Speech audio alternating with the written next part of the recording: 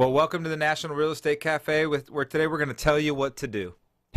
Don't be greedy. We're seeing it out there quite a bit right now, aren't we, Don? So we've had this message before, but we feel it's really pertinent right now because almost all of us are dealing with the same thing. Lack of inventory. There's not enough homes. Good news is we've shown previous charts. Hopefully you check us out. Again, at donandgino.com, nrecafe.com.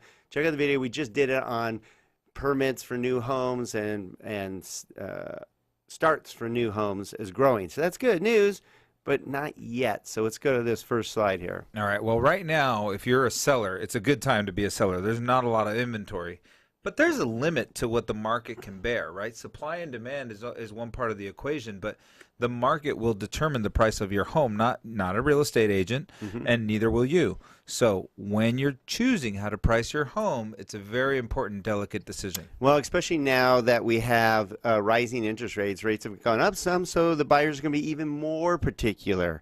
So let's go through. Here's the two ways to basically get more money for your home, and we've talked about this slide, Gino. Well, yeah. I mean, look, what you want to do is you want to create competition. You want the most amount of eyeballs to see your home and find it interesting. All you want to do, price is a marketing tool. I learned that was Real Estate 101. And what you want to do is drive people to look at your home online. So you got to have great pictures and you have to have a reasonable price just to draw them in to come in to see your home. Right. Those are the things you need to do to get them into your home. So tell us where we should price it, Don. So look at this. Here it is. Basically, you have market value, which is the middle, which means about 60% of the potential buyers will want to see your home. You raise it by 10%, just 10% of market, trying to get greedy and think, oh, prices are going up, I'll get that extra 10%. Well, you just lost half your buyers. You go up 15%, you lost 90% of potential buyers. Where on the flip side, if you go a little bit below market value, you get an extra 15%. And if you go a lot lower, you get an extra 30% buyer. That creates a frenzy. I know, but be careful with 15 to 20% off list price.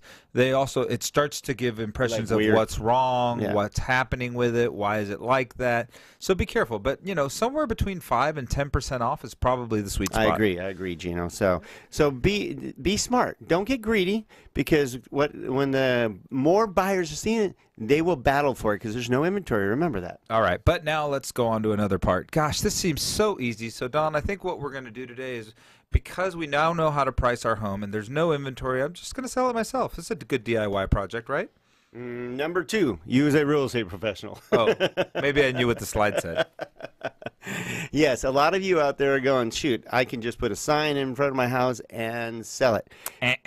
There's a couple of reasons why you don't want to do this, and it's not just because we work with real estate professionals. We also work with FSBOs as well. We do. For sell-by owners, but the key thing is two things. One, representation. You do not have any representation at all.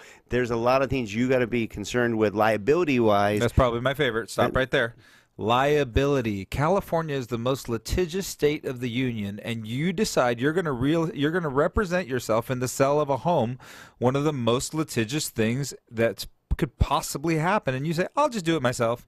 I'm not insured to do it myself, but I'll just do it myself. That sounds smart. Well, what's funny is you don't even gain. In most cases, for sell by owner, seller gets between 5.5% to 6% less. That's what this report is saying. We have seen as low as 9% less, because buyers are smart. They're going to go in, and if they know you are not represented, they're going to take the 6% that was going to go to the agent anyways and knock it right off your sale price. Isn't that amazing how that works? I mean, I just do it automatically. As soon as someone says, well, and I'll say, hey, don't worry. You don't have to talk to an agent on that. I have a friend that might buy it off of you anyway, and you'll save the 6%. Not really. Ain't going to happen. Right. So use a professional, but you want to do your own open houses. You want the liability. You want the hassle. You don't want to have a professional telling you what you really should be selling your house for. There's so many reasons. So what if you need a little bit of staging? What if you don't know? It's very hard for you to look at your home and say, yeah, this is ugly, that's ugly. A great professional will come in and say, hey, you guys got to declutter the house, get rid of the personal pictures, etc.